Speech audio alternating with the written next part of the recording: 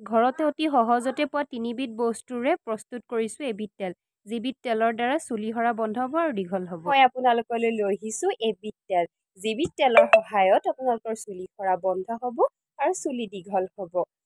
আৰু তেতিয়াহ'লে দেৰি নকৰি আজি মই সেই যিটো প্ৰস্তুত কৰিম তেলটোত, তাত কি কি উপাদানেৰে মানে মই আজি তেলটো বনাম আপোনালোকক দেখাওঁ হওক। তেতিয়া প্ৰথমতে এয়া দেখিছে নহয়, প্ৰথমতে এটা লৈছোঁ মই এনেকৈ নাৰিকল তেল। আৰু তাতে এতিয়া বৰ্তমান তেলটো কম কাৰণে মই এতিয়া সৰু সৰু এনেকৈ 4 ফুটা লৈ লৈছোঁ পিঁয়াজ, সৰু সৰু ল'ব। আৰু লৈছোঁ আমলখি। এইটো আমলখি দেখিছে নহয়। গতিকে বনোৱাৰ আগতে এটা কথা কওঁ, আপোনালোকে জানেই পিঁয়াজত ছালফাৰ আৰু আপোনাৰ এণ্টি অক্সিডেণ্ট থাকে।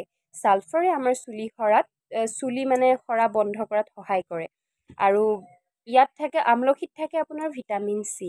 আৰু আপোনালোকে জানেই ভিটামিন চিও আমলখিও আমাৰ চুলি সৰা বন্ধ কৰিব আৰু অকালতে যিবিলাক চুলি পকে বা বগা পৰে সেয়া হোৱাত মানে বন্ধ কৰিব। আৰু নাৰিকল তেলৰ কথাটোতো জানেই, ইয়াতো আপোনাৰ এণ্টি অক্সিডেণ্ট পোৱা যায়, যি চুলিৰ কাৰণে বহুত ভাল। আৰু আপোনাৰ ইয়াত ভৰপূৰ মাত্ৰাত পোৱা যায় এইখিনি গুণ, সেই গুণেৰে আমাৰ চুলি সৰা বন্ধ কৰোৱা হওক। তেন্তে বনাওঁগৈ ব'লক। মই ইয়াতে দেখিছেনে গোটেই নাৰিকল তেলখিনি ইয়াতে মই দি দিছোঁ। আপোনাৰ পিঁয়াজকেইটাও ইয়াতে এনেকৈ দি দিছোঁ।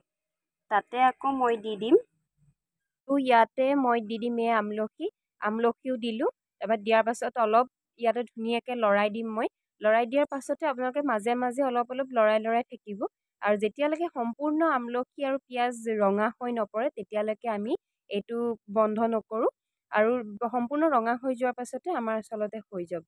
আৰু সদায় গেছৰ জুইটো কমাই পেলাই আপোনালোকে ৰঙা কৰিবলৈ চাব। এই দেখিছেনে ৰঙা হৈ আহিছে। এই দেখিছেনে ধুনীয়াকৈ আমাৰ এইখিনি ৰঙচুৱা হৈ গ'ল।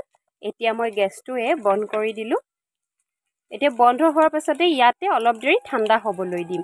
ঠাণ্ডা হোৱাৰ পাছত আপোনালোকে যিকোনো পাত্ৰ এটাত থৈ পেলাই লগাই থাকিব পাৰিব। এয়া তেল দেখিছেনে, তেলখিনি আপোনাৰ ৰেডি হৈ গ'ল। এনেকৈ মই বাতিটোত উলিয়াই দিলোঁ অলপ ঠাণ্ডা হ'বৰ কাৰণে। এইখিনি আপোনাক দেখালোৱে তেল মোৰে প্ৰস্তুত হৈ গ'ল। দেখিছে নহয় কালাৰ ধুনীয়াকৈ এয়া আপোনাৰ ৰঙো সলালে, আপোনাৰ তেলে ৰঙো সলালে। কিন্তু আপোনাৰ আমলখি বা পিঁয়াজ দেখিছেনে ৰঙচুৱা কিমান সৰু সৰু হৈ পৰিলে। ঠিক তেনেকৈ আপোনালোকে এনেকৈ গোটা গোটাকৈ যিটো পাত্ৰত তেল থ'ব তেনেকৈ গোটা গোটাকৈ থৈ দিব।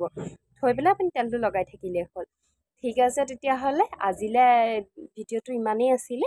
যদি আপোনালোকে মোৰ ভিডিঅ'টো চাই পেলাই ভাল পায় বা অকণমান উপকাৰী হৈছে বুলি ভাবে তেন্তে এটা লাইক কৰিব, কমেণ্ট কৰি জনাবচোন আৰু শ্বেয়াৰ কৰিব আৰু আপোনাৰ লগতে এটা ছাবস্ক্ৰাইব কৰি দিব।